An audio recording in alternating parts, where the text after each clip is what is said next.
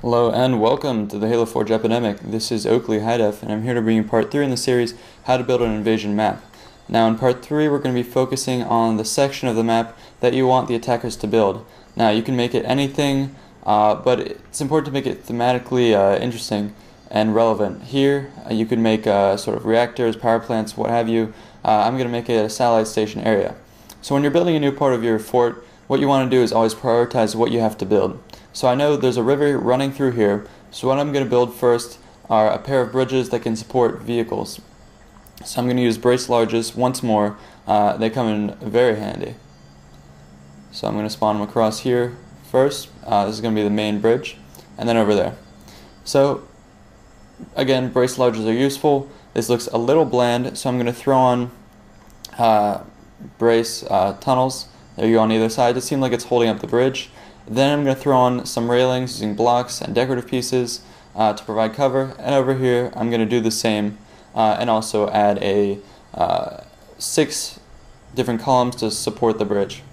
Now over here I'm going to build a base. I want vehicles to use the bridges. I want people on foot to be able to cut across, but I don't want it to be too easy for the people on foot, so I'm going to build a base here to kind of prevent them. So when you're building a base, once again lay a base using coliseums. Here I patch the gap with an incline, and then I'm going to build my main base up here. So when you're building the base again, use wall coliseums for the floor, and then for the walls use brace larges, doors, and certain building blocks. So here you can see I've done that, and I've thrown a staircase in the back. Now the reason I use these blocks 3x1 to flank the door is because I don't have enough room to have a brace large on the other side, so I wanted to have the same thing on either side and not be inconsistent.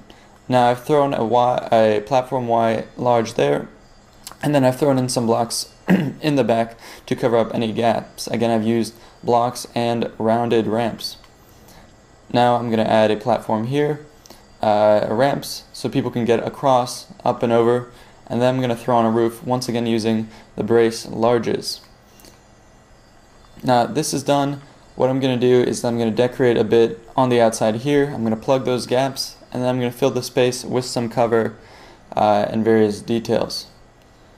Now you can use whatever pieces you want. You could use brace larges, but you can mix it up, use rocks, use this decorative piece here.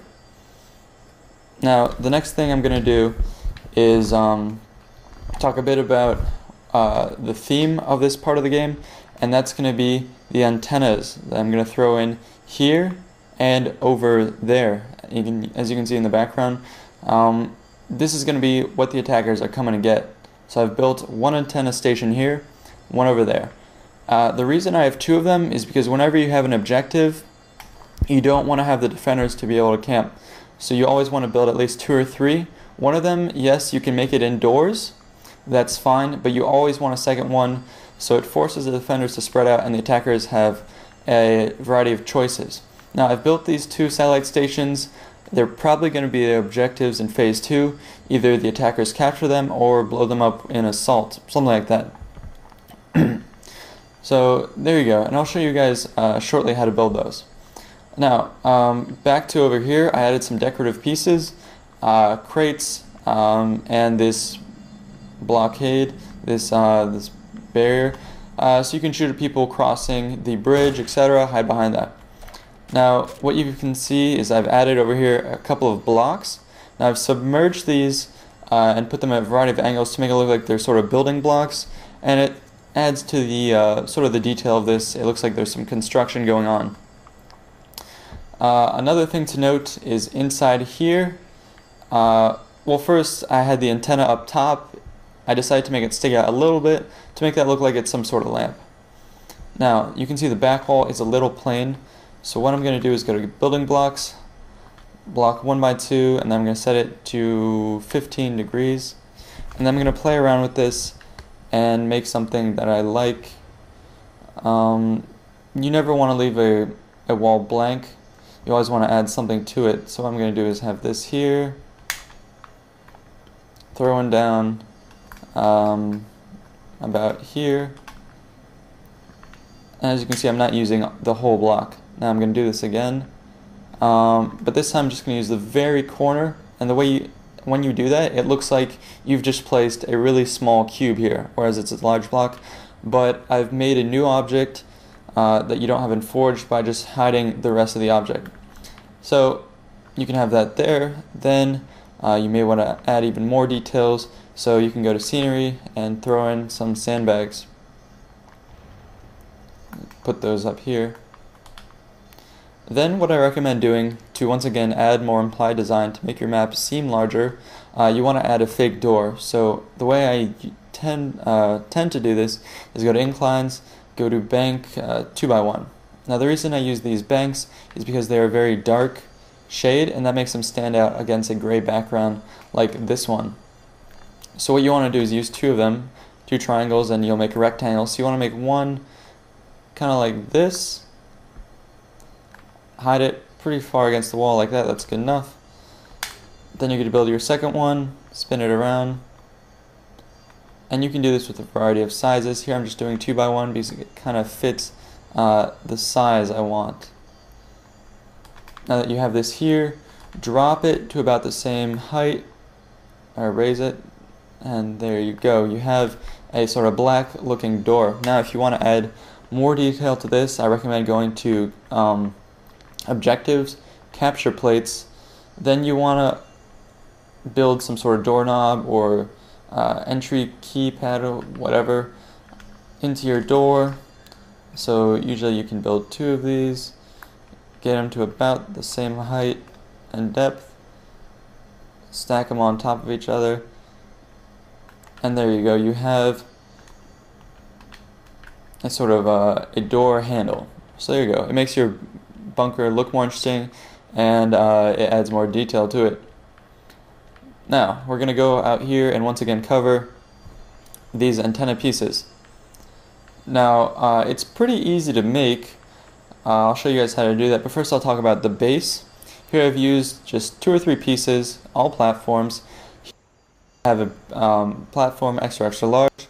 Then here I have Y large right here, and then over this piece that I've used is actually a staircase once again. So I've used this one right side up to add a sort of a low wall, adding more detail and definition to this satellite station. If I just had the platform extra large, it would look bland. So what I did was I made a ramp, made somewhere you can stand, and maybe later I'll make a control panel that the attackers have to capture or detonate. And as you can see over here, I also added more details to this satellite. I added a block. Then what I did was I added some antennas here, and then added a decorative piece and 2 blocks here. So I wanted to add more to the satellite than just the dish, so I added a couple more decorative pieces. I don't even know what this is, but it looks interesting. Now for building the antenna itself, that's pretty easy, and I think everyone can do that. What people tend to do though is build the huge antennas that people have using the dishes. I find that's way too big, especially for these purposes. So what you can do is you can set this to 45 degrees as always, just to make things simpler.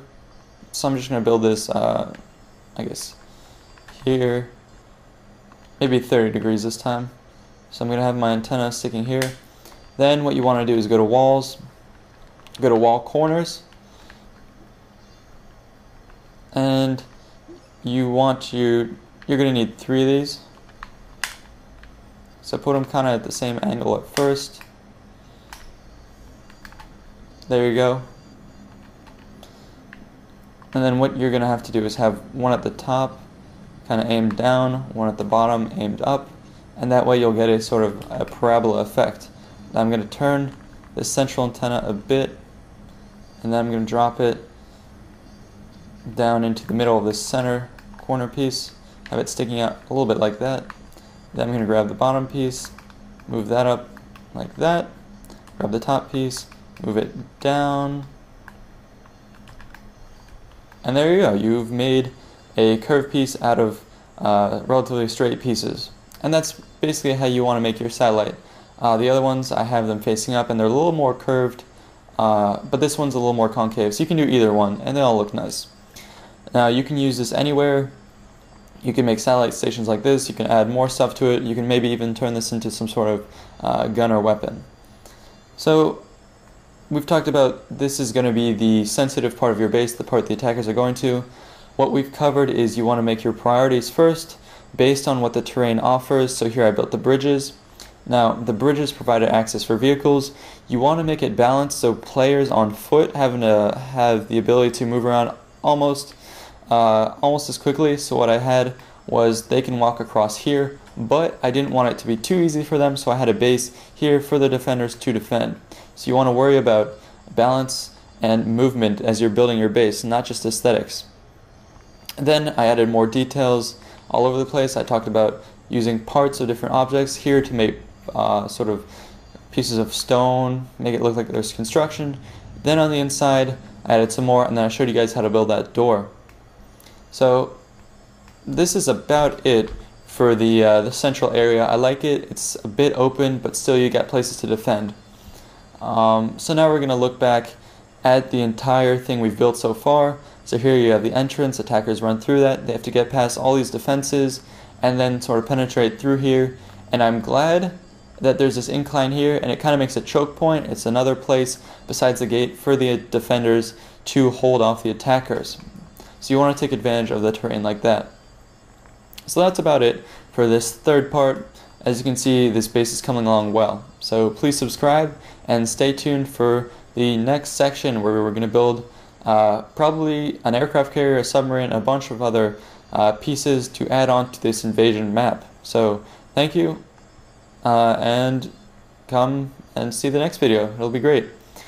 See you guys. Signing out.